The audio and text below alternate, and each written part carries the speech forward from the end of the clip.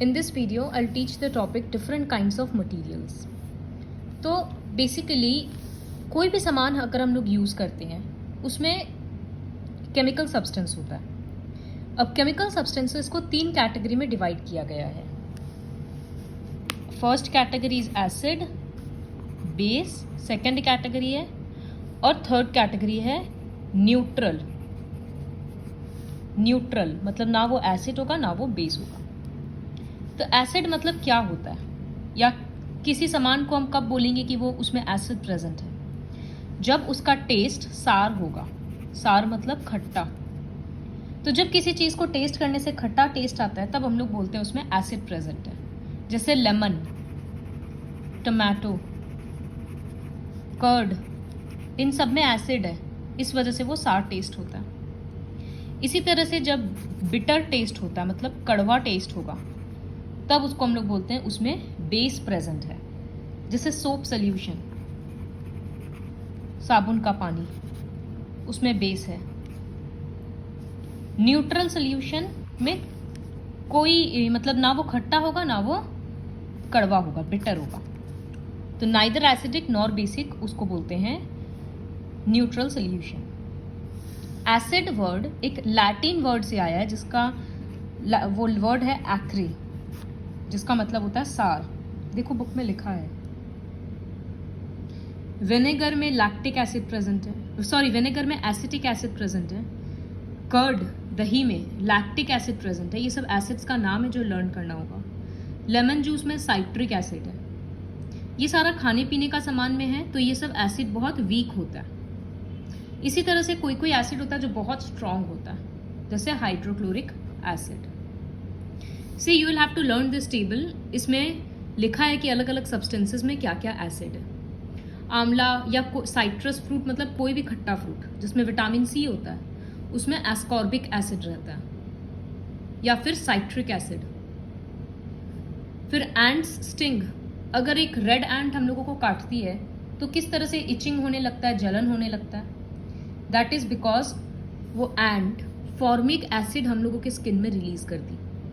अब उसी की वजह से ये सब प्रॉब्लम हो रहा है। गैस्ट्रिक जूस, जो स्टमक में जूस है, हाइड्रोक्लोरिक एसिड होता है। ये हम लोग चैप्टर 2 में पढ़ चुके हैं। एप्पल में मैलिक एसिड, स्पिनच में ऑक्सैलिक एसिड, टी में टैनिक एसिड। टैमरिंड मतलब इमली, ग्रेप्स, रॉ मैंगो, कच्चा आम, इन सब में tartaric acid. So you will have to learn this table. Next, basic substances और बेसिस। जैसे बेकिंग सोडा, अगर उसको टेस्ट करेंगे तो एकदम बिटर टेस्ट होगा। Baking soda, baking powder cake में डलता है जो, तो इससे हम लोग बोल सकते हैं कि जो केमिकल सब्सटेंसेस टेस्ट में बिटर होता है और अगर उसको पानी में हम लोग डिजॉल्व करके टच करेंगे तो लगेगा कि स्लिपरी सा है, तो उसको बोलते हैं सोपी फील। एक साबुन को टच करने से जैसा लगता है ना, वैसा ही सारे बेस को टच करने से लगता है। तो उस टाइप के सब्सटेंसेस को बेसिस बोलते हैं। जिससे सोप में सोडियम हाइड्रोक्साइड प्रेजेंट है। विंडो क्लीनिंग सोल्यूशन, कांच वगैरह साफ करने का जो सोल्यूशन होता है उसमें ammonium hydroxide. Lime water, calcium hydroxide, चूना का पानी समझ लो। सोप में पोटेशियम हाइड्रोक्साइड भी होता है। तो सोप में और भी अलग अलग बेसिस है। मिल्क ऑफ मैग्नीशिया, इसके बारे में हम लोग बाद में फिर पढ़ेंगे। इसमें मैग्नीशियम हाइड्रोक्साइड प्रेजेंट है। तो कॉमन क्या है, देखो सारे बेस का नाम में हाइड्रोक्साइड है। अब अगर 2 टेस्ट ट्यूब हमको दे दिया, ठीक है, ये टेस्ट ट्यूब ए है और ये टेस्ट ट्यूब बी है, दोनों में कलरलेस लिक्विड है। अब कोई अगर लिक्विड है उसको हम टेस्ट तो कर नहीं सकते ना, क्योंकि वो डेंजरस है कि नहीं हमको क्या पता, हार्मफुल है या नहीं। तो बिना टेस्ट किए, बिना टच किए कैसे बताएंगे कि कौन सा एसिड है कौन सा बेस है? तो एक सब्सटेंस होता है कुछ जिसको बोलते हैं इंडिकेटर्स। वो सब्सटेंस जब हम इसमें ऐड करेंगे तो उसका कलर चेंज हो जाएगा। उससे पता चलेगा कि कौन सा सब्सटेंस एसिड है, कौन सा सब्सटेंस बेसिक है। So what are indicators? Indicators are substances which tell us whether a substance is acidic or basic in nature. एक एग्जाम्पल देंगे तो समझ आएगा। जैसे चाइना रोज, चाइना रोज मतलब हिबिस्कस तो घर में आता है ना, तो हिबिस्कस को ही चाइना रोज बोलते हैं। तो हिबिस्कस का जूस को अगर हम लोग उसका जूस निकालेंगे और उसको सपोज हम इस सोल्यूशन में डालें, तो ये सोल्यूशन सपोज पिंक हो गया और इसमें डाले तो वो कलरलेस हो गया, तो हम बोल सकते हैं कि ये बेसिक है और ये एसिडिक है। ऐसा क्यों? क्योंकि चाइना जूस का juice of China rose becomes pink in basic solution. अगर कोई सोल्यूशन बेसिक है तो उसमें उसका कलर पिंक हो जाता है, और अगर कोई सब्सटेंस एसिडिक है तो उसमें उसका कलर कलरलेस, उसका कलर ही चला जाता है। ये रूल है। तो कलर हम इसी तरह से ड्रॉप्स डालकर देख सकते हैं कलर चेंज हो रहा है कि नहीं हो रहा है। अगर कलर चेंज ही नहीं होगा चाइना रोज का, तो हम लोग बोल देंगे कि वो सोल्यूशन न्यूट्रल है। तो चाइना रोज इंडिकेट कर रहा है कि कोई सब्सटेंस एसिडिक है, बेसिक है या न्यूट्रल है, तो इसी वजह से वो एक इंडिकेटर है। इसी तरह से और भी अलग अलग है। जैसे घर में जो हल्दी होता है, टर्मरिक, उसका कलर क्या होता है? येलो। अब उसमें तुम्हें ना साबुन का सोप सोल्यूशन डालकर देखो, उसका कलर बन जाएगा brown, reddish brown, red colour का, एकदम डार्क रेड या फिर ब्राउनिश कलर में आ जाएगा। तो इसका मतलब वो बेसिक है। तो टर्मरिक भी अपना कलर चेंज किया ना, और एसिडिक मीडियम में वो येलो ही रहेगा।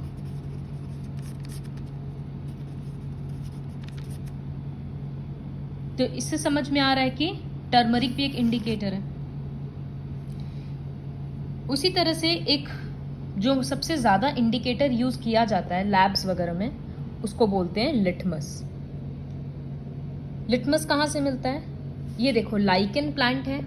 लाइकेन के बारे में हम लोग पढ़े थे, फंगस और एल्गी का सिम्बायोटिक एसोसिएशन होता है। तो इसमें से एक केमिकल निकलता है जिससे लिटमस सोल्यूशन प्रिपेयर किया जाता है। तो लिटमस जनरली दो टाइप का होता है। एक होता है ब्लू लिटमस और एक होता है रेड लिटमस। तो लिटमस का अगर बात करेंगे तो एसिड में उसका कलर और बेस में उसका कलर क्या होता है? एसिड में उसका कलर रेड हो जाता है और बेस में ब्लू हो जाता है। तो कोई भी सोल्यूशन में अगर हम लोग लिटमस का ड्रॉप्स डाल रहे हैं और अगर वो रेड हो गया पूरा सोल्यूशन, तो इसका मतलब वो सब्सटेंस एसिडिक था, और अगर ब्लू हो गया तो बेसिक, और अगर हल्का सा पर्पल टाइप का कलर हो गया तो इसका मतलब न्यूट्रल है।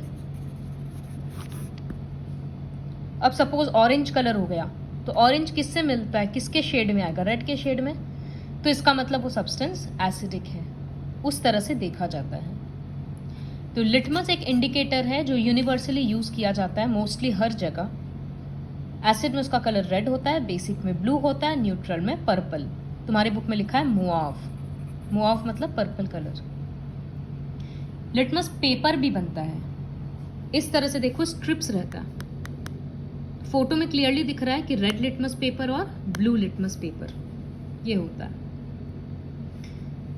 तो सपोज हम एक सोल्यूशन में, ये एक बेसिक सोल्यूशन है, हम इसमें रेड लिटमस पेपर डाल रहे हैं, तो क्या होगा? लिटमस तो ब्लू, बेस में ब्लू होता है और हम तो रेड पेपर डाले हैं, तो रेड का कलर चेंज हो जाएगा टू ब्लू। तो what happens when a red litmus paper is dipped in a basic solution?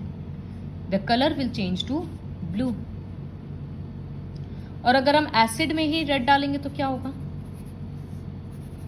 ये एसिड है और इसी में हम रेड लिटमस डाल रहे हैं, तो क्या होगा?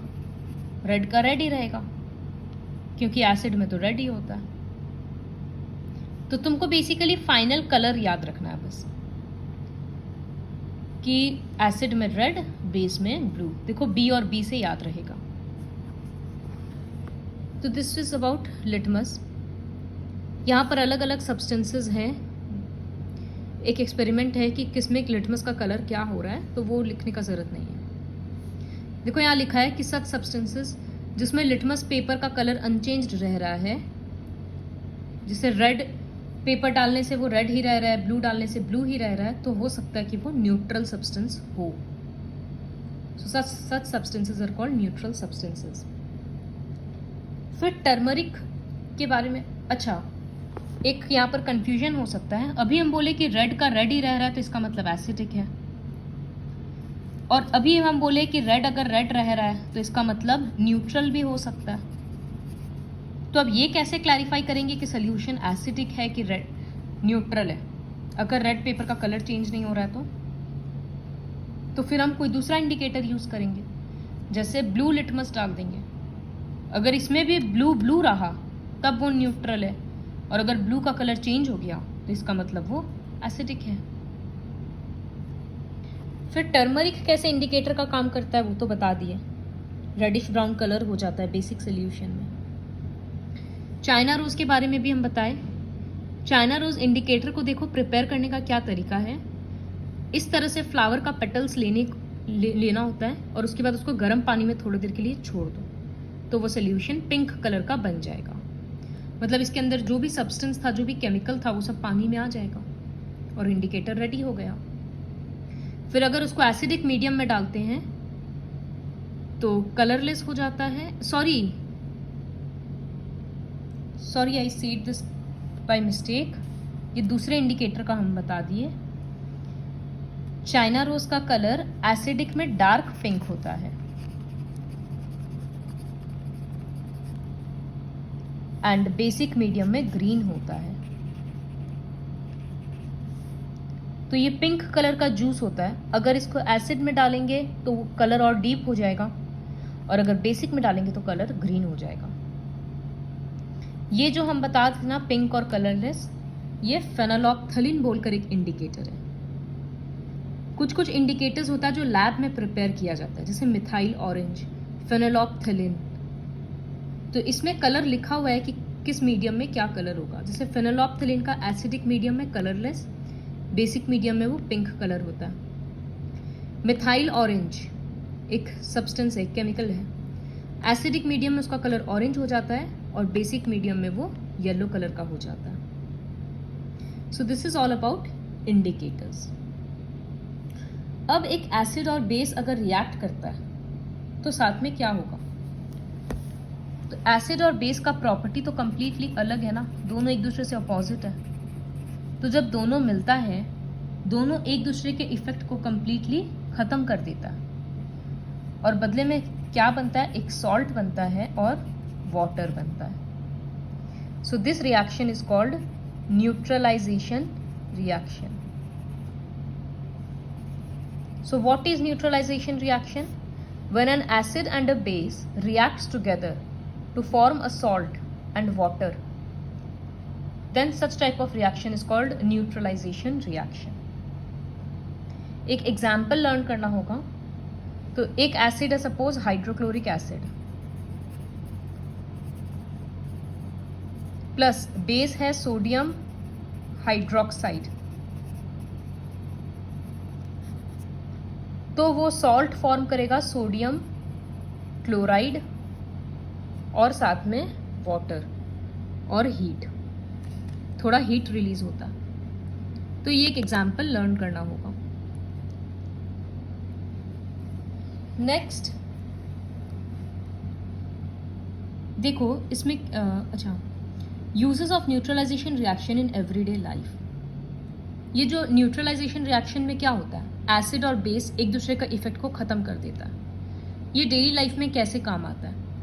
सपोज एसिडिटी में क्या होता है, स्टमक एक्सेस एसिड सिक्रीट करता है, मतलब हम लोगों के स्टमक में बहुत एसिड हो गया, तो उस एसिड को खत्म करने के लिए हम लोग क्या करते हैं, डाइजिन वगैरह जैसा दवाई खा लेते हैं या कोई भी एक मेडिसिन खाते हैं।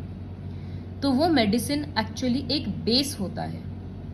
तो स्टमक में जो एसिड है वो उस बेस के साथ रिएक्ट करेगा और एसिड के असर को ख़त्म कर देगा, तो जिससे जो जलन वगैरह हो रहा था, स्टमक में पेन हो रहा था, वो सब कम हो जाता है। तो वो जो एसिड होता है उसको हम लोग बोलते हैं एंटासिड, वो दवाई को बोलते हैं। जैसे milk of magnesia, and magnesium hydroxide है उसका chemical name, milk of magnesia उसका कॉमन नेम है। तो ये एक माइल्ड एसिड है, मतलब ये एक माइल्ड बेस है, मतलब वीक बेस है। तो ये जब हम लोग दवाई के रूप में खाते हैं तो धीरे धीरे धीरे स्टमक में जो एक्सेस एसिड है वो न्यूट्रलाइज होते जाता है। तो अब ये क्वेश्चन है कि हम लोग एक स्ट्रॉन्ग बेस क्यों नहीं खा लेते हैं, काम जल्दी होगा।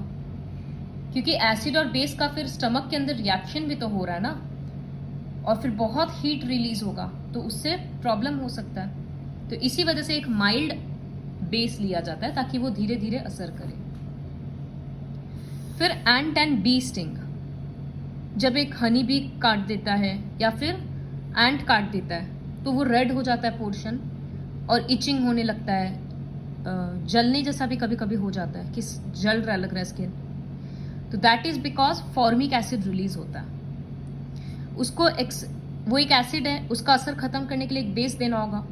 तो घर में क्या मिलता है, बेकिंग सोडा, बेकिंग पाउडर, ये सब रहता है। तो हम लोग जनरली वही उस स्किन के ऊपर रब करते हैं, या फिर कैलामाइन सोल्यूशन, ये भी बेसिक सोल्यूशन है, उसमें जिंक हाइड्रोक्साइड रहता है। तो वो सब रब करते हैं जिससे वो इचिंग सेंसेशन कम हो जाता है। सॉइल ट्रीटमेंट, कभी कभी क्या होता है कि सॉइल बहुत ज़्यादा एसिडिक हो गया या बहुत ज़्यादा बेसिक हो गया। जैसे फार्मर लोग अगर बहुत केमिकल यूज़ कर रहे हैं, फर्टिलाइजर्स वगैरह, तो सॉइल एसिडिक हो जाएगा। या कभी कभी किसी प्रॉब्लम के कारण सॉइल बेसिक हो जाता है। तो अगर सॉइल एसिडिक हो जाता है तो फार्मर क्या करते हैं, उसमें क्विक लाइम मिला देते हैं। ये बेसिक नेचर का है, तो वो एसिड की प्रॉपर्टी को ख़त्म कर दे रहा है। और अगर बहुत ज़्यादा बेसिक हो जाता है तब उसमें एसिड के नेचर का ऑर्गेनिक मैटर मिला देते हैं। तो इससे क्या होता है, माइक्रो ऑर्गेनिजम्स जो रहता है वो डिकम्पोज होकर एसिड रिलीज करते रहता है। तो जो सॉइल में एक्सेस बेस है वो खत्म हो जाएगा, न्यूट्रलाइज हो जाएगा। फिर disposal of factory waste. Factory का जो वेस्ट होता है उसमें बहुत एसिड होता है। तो उसमें अगर हम लोग उसको डायरेक्टली रिवर वाटर में डिस्चार्ज किया जाएगा तो पानी का एसिडिटी बढ़ जाएगा, जिसकी वजह से मरीन लाइफ को प्रॉब्लम होगा। तो इसलिए फैक्ट्री के वेस्ट्स में कुछ कुछ बेसिक सब्सटेंसेस ऐड किया जाता है जिससे वो एक्सेस एसिड को न्यूट्रलाइज कर दे और फिर उसको रिवर वाटर में रिलीज किया जाता है।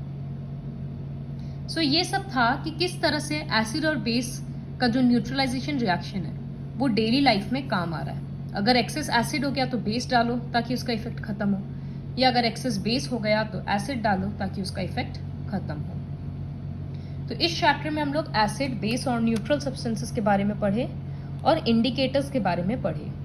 अलग अलग इंडिकेटर का एसिडिक और बेसिक मीडियम में क्या कलर होता है ये याद रखना ज़रूरी है। So after watching the video, read the chapter line by line.